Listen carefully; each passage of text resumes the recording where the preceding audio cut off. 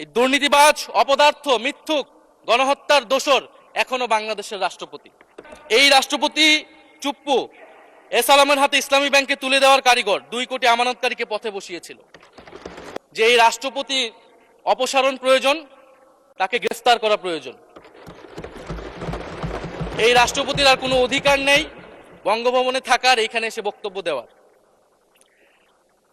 President Shahabuddin Chuppu তার কিছু কুকীর্তির কথা মাননীয় স্পিকার হাউসের সামনে তুলে ধরছি। তিনি দুদকের কমিশনার ছিলেন। তাকে দুদকের কমিশনারের করা হয়েছিল 3টি অ্যাসাইনমেন্ট দিয়ে। 1 নম্বর হচ্ছে খালেদা জিয়া এবং তারেক রহমানের বিরুদ্ধে দুর্নীতির অভিযোগের শাস্তি নিশ্চিত করা। 2 নম্বর পদ্মা সেতুর দুর্নীতির অভিযোগ থেকে আওয়ামী লীগকে ক্লিন শিট দেওয়া। 3 নম্বর ফখরুদ্দিন মঈনুদ্দিন সরকারের সময় শেখ হাসিনা সহ আওয়ামী লীগ নেতাদের বিরুদ্ধে হওয়া দুর্নীতির মামলাগুলোকে বাতিল করে দেওয়া। এমন একজন ব্যক্তিকে বিএনপি সরকার রাষ্ট্রপতি হিসেবে এখনো মেনে নিচ্ছে মাননীয় স্পিকার। আরেকটি ঘটনা বলি, 2009 সালে শেখ হাসিনার ক্যাঙ্গারু আদালতের নির্দেশে এই শাহাবুদ্দিন চুপ্পুর নেতৃত্বে 3 সদস্যের judicial inquiry commission on minority torture in 2001 করেছিল শেখ হাসিনার ক্যাঙ্গারু কোর্ট। এই প্রতিবেদন অনুসারে বিএনপির 26,000 বিএনপির নেতাকর্মীকে 2001 সালে ক্ষমতায় এসে কয়েক হাজার হিন্দুকে তারা হত্যা করেছে, এজন্য দায়ী করা হয়েছিল মাননীয় স্পিকার। এবং আওয়ামী লীগ এই রিপোর্ট দেশে বিদেশে এই রিপোর্ট ফেরি করে তারা নিজেদের এখানে ক্ষমতায় থাকাটাকে পাকাপোক্ত করেছিল। মাননীয় স্পিকার এস আলমের হাতে ইসলামী ব্যাংকে তুলে দেওয়ার কারিগর 2 কোটি আমানতকারীকে পথে বসিয়েছিল। এবং জুলাই গণহত্যার সময় তার ভূমিকা, ফ্যাসিবাদের সাথে তার সংশ্লিষ্টতা সবকিছু আমরা জানি।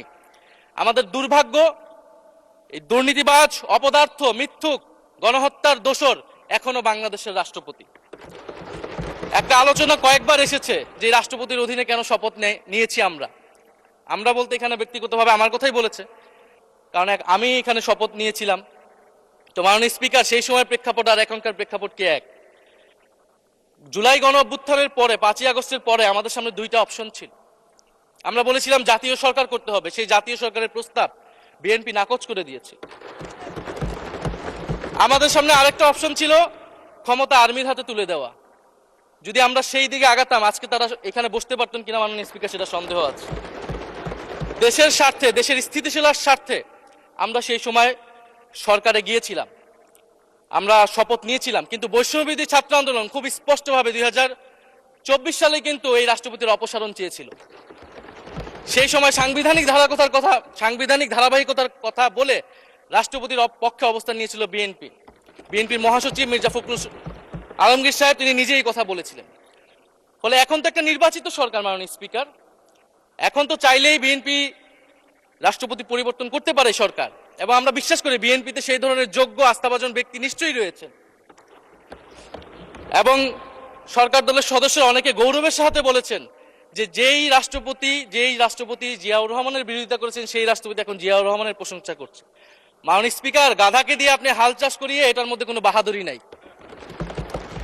এটা আপনাদের দেউলিয়ত্ব, সরকারের দেউলিয়াত্ব যে সরকার এখনো রাষ্ট্রপতি পরিবর্তন করতে পারছে না। মাননীয়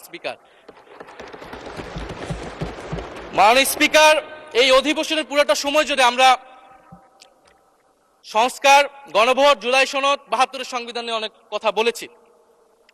এবং একটা বিষয় আমার কাছে খুবই অদ্ভুত লেগেছে, কিছু মাননীয় সংসদ সদস্য তারা 72-এর সংবিধানকে 71-এর সাথে মিলিয়েছে। মাননীয় স্পিকার, আমার জানা নেই আসলে তারা কোন বিবেচনা থেকে এটি মিলিয়েছেন। এটা তো সবসময় আওয়ামী লীগ মিলিয়েছে মাননীয় স্পিকার। তারা 72-এর সংবিধানকে 71-এর ফসল হিসেবে 71-এর চেতনার সাথে মিলিয়েছে। 72-এর মূলনীতিকে 71-এর মূলনীতি বলে 71-এর আদর্শ হিসেবে প্রচার করেছেন। আমরা তো সেটার বিরোধিতা করেছি মাননীয় স্পিকার সবসময়, এবং বিএনপির বহু নেতা এটার বিরোধিতা করেছে মাননীয় স্পিকার। 72-এর সংবিধানের ক্রিটিসিজম, সমালোচনা 72 সাল থেকেই বাংলাদেশে শুরু হয়েছিল।